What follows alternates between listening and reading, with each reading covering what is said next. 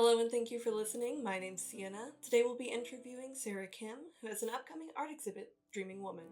Is there anything you want to tell us about yourself and your upcoming exhibition? My name is Sarah Kim, and I studied at SMU, and I graduated with art degree, and I started working as an art teacher. Started with upper campus, and then I transferred to grammar campus, and I'm now teaching kindergarten through fifth grade. Yeah, Yeah. that's about it. Was Dreaming Woman inspired by something or someone in particular or anything in your life? Dreaming Woman started with my painting that I painted like 4 or 5 months ago. This painting looks like a painting that I already painted um, like in the exhibition. It's called the Red Remains. It's one of the painting that has the red table with um, women kind of leaning on the table. And she's a blonde hair and she's peacefully sleeping. And this one inspired this painting, and I started the Dreaming Woman from here.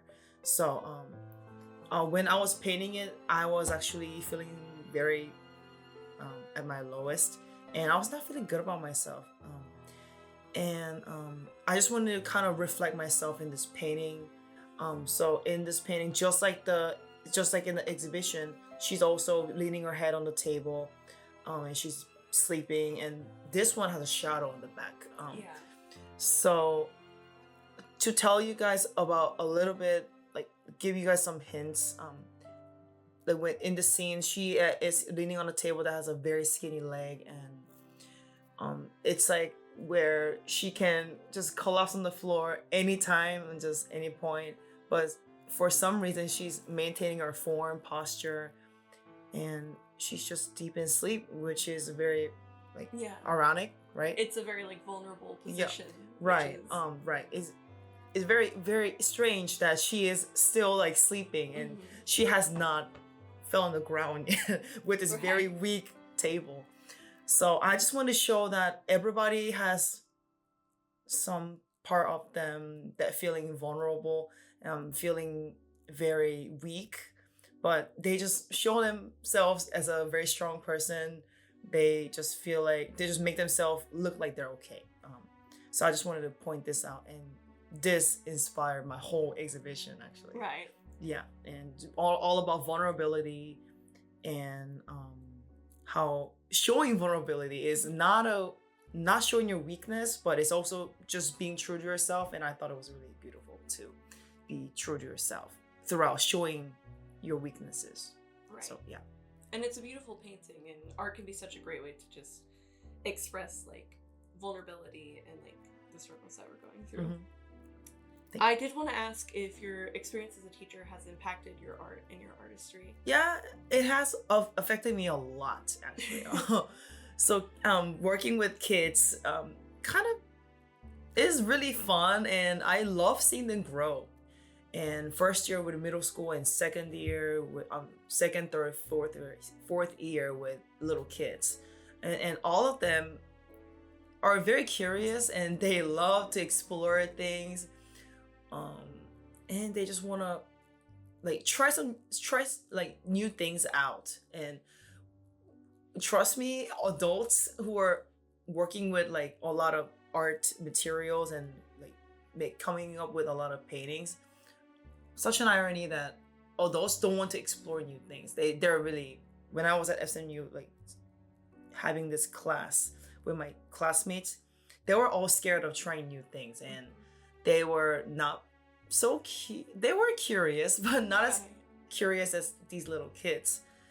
And I thought it was really surprisingly amazing that kids are more they love to try new things. They don't fear anything when they're giving those colors, giving these lines and drawings. So I thought it really inspired me a lot that kids have those curiosity. They're not scared of anything. They just want to try new things. They just draw the strong line in the middle with the pencil, just pressing it down. Yeah. So I thought it was really funny that they fear less than adults, although they're little kids. Yeah. No, I do remember subbing for you, and it was really just yeah, like you said, it was very inspiring just how like proud they are of their own work Mm-hmm. and like Yeah. what they're able to manage. Right. And just all of them, they're very like confident in like what they make, no matter like what skill level they're at. Mm-hmm. And also like the discipline. I had to kind of always keep myself in the topic, like just kind of push Yeah. myself. Like when I'm trying to get off topic, I was like, no, I gotta stay and be consistent. And it's hard. So I kind of feel kids how hard they're having, like how hard time they're having at school. Right. Just trying to keep themselves disciplined. Yeah. Because it's hard to be consistent, hard to stay on track. And I actually had to like scribble a couple of paintings and start a new painting because I was getting off topic. Right. Yeah, so I had to cover maybe 5 or 6 paintings. Yeah, sad times. Yeah, but yeah. All right, my next question is going to be, what was your biggest obstacle in the process of making this Dreaming Woman happen? And I know you already said that, the discipline, but right. I thought the hardest part was staying on topic. So I originally kind of was trying to make Dreaming Woman more expressive towards the end, but then I just kept them together and they're all kind of giving me that still, peaceful, calm energy.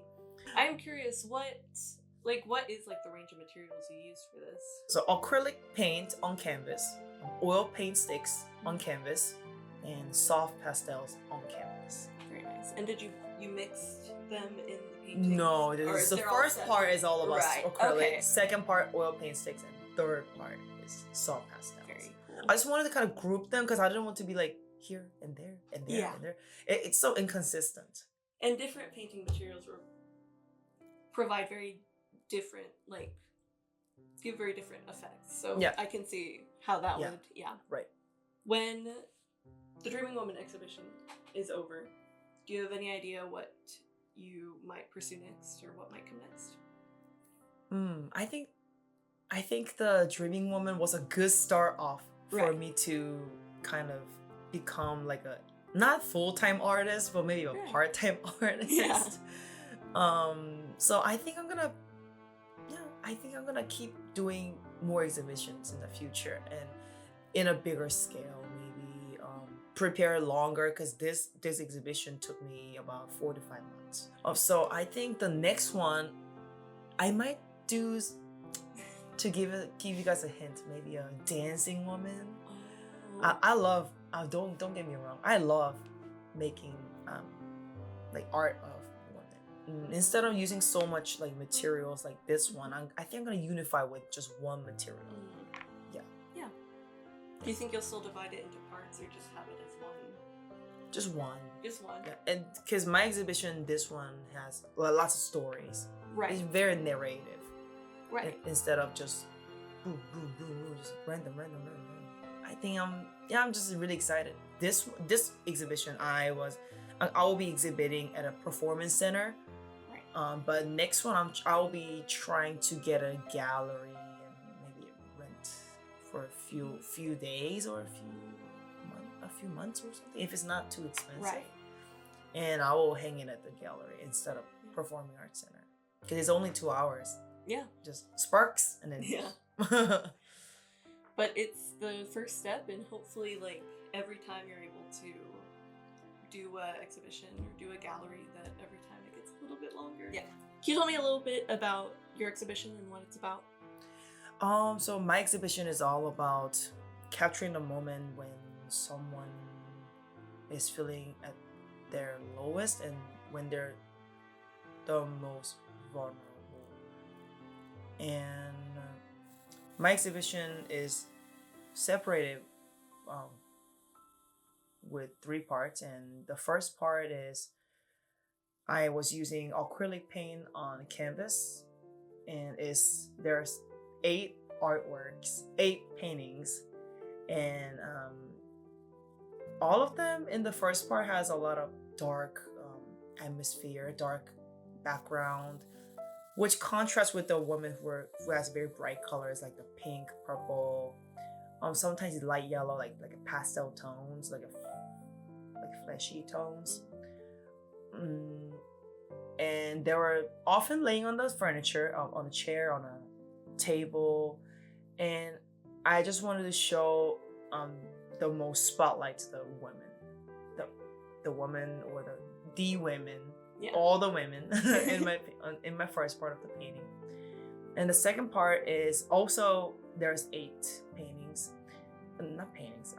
I was using oil paint sticks, so I have 8 canvases that I made, and they have more expressive background with colorful red, green, purple, and with the oil paint stick, I can create a lot of texture. So there's a lot more texture in the second part, and the background speaks way more than the first part of the painting.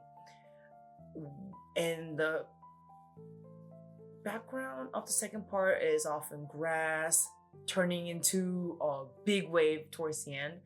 And instead of making my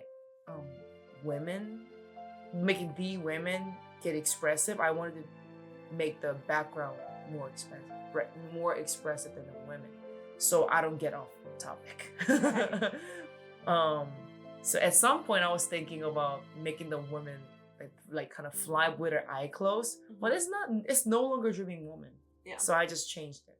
And the third part of the paint of my exhibition is all about the studies of like women sleeping close up, like just soft pastels, like super soft and super calming and soothing, and just trying to play with like how their body works when they're sleeping, like the back of her spine, or like her up close sleeping face, and etc.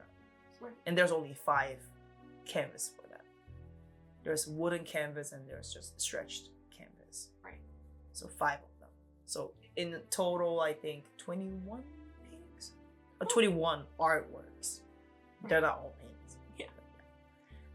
What was your favorite problem material to work with, if you can choose? Ooh, that's a good question. My favorite material that I played with was oil paint stick.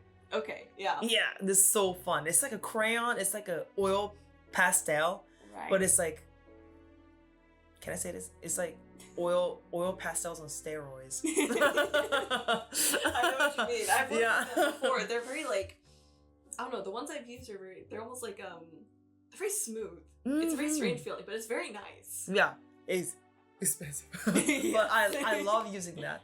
But if I say what's my favorite material to show on the show as an like one art, I think acrylic paint was the best to show, like the atmosphere wise, like the creamy, like the colors. So it's different. Right. The soft pastels are just fun. I like my hands getting dirty. Like I think soft pastels and oil paint sticks were fun and easy to use, but acrylic paint is kind of tricky, but I like how it turned out. Yeah. So yeah. I have one last question. Yeah. And it's, what advice would you give like artists, especially like younger artists, or beginning artists who kind of want to get to maybe one day having an exhibition, or just artists who struggle with maybe like keeping consistent and like finding the inspiration. It's inspiration. Yeah. I think it just takes time. I think often like artists are struggling because they're like running out of time. They're trying to make something so quick and so easy, but it takes time, and it takes reflection, and it takes a lot of deep thinking. So I think when I'm making art, I often follow my feelings, what I feel, what I reflect in myself about. Like, for this one, this painting that I brought, this was I was inspired when I was feeling not very good about myself, but I haven't painted in a long time before I painted this. I had a solid 3 to 4 years of like just blank blank space because I was so busy working. I was so busy making money. So I think it takes time. It technically took me 3-4 years after graduation, but I still like my work.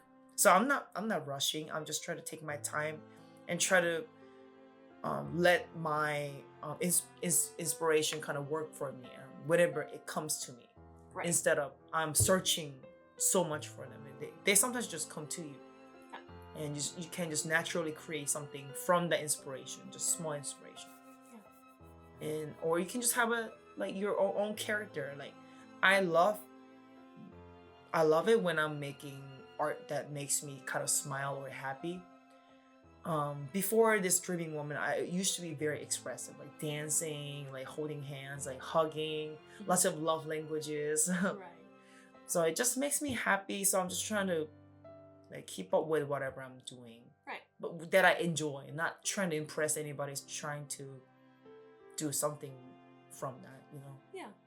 And I think it really shows. I can tell you really love art and just creating, just from the way you speak about it. Well, thank you. Yeah, I love art. Thank you so much, Sarah, for joining me and letting me interview you. And that'll be all. Thank you for listening.